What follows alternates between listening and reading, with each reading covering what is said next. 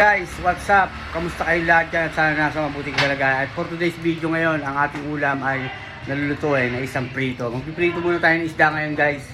Tilapia, ipiprito natin guys. Yun muna ulam natin guys. Medyo tipid-tipid muna tayo kasi malang bilihin, di ba guys?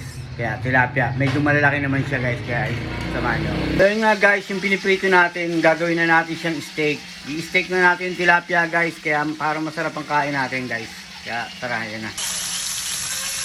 So ayan nga guys, yung prito natin guys. Medyo toasted yung kabila. Mamaya yung kabila naman. Saka i-upgrade nga pala natin guys. I-steak na natin yung tilapia natin para masarap. Gagawin natin siyang tilapia steak. Para masarap ang kain natin. So ayan na nga guys. Ini-steak na natin tilapia yan. Medyo okay na siya. Then lalagyan na natin yung kalamansi.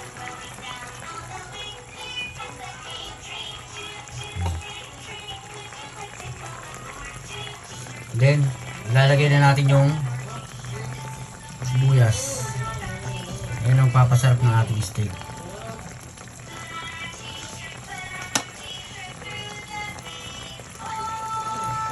Ayan.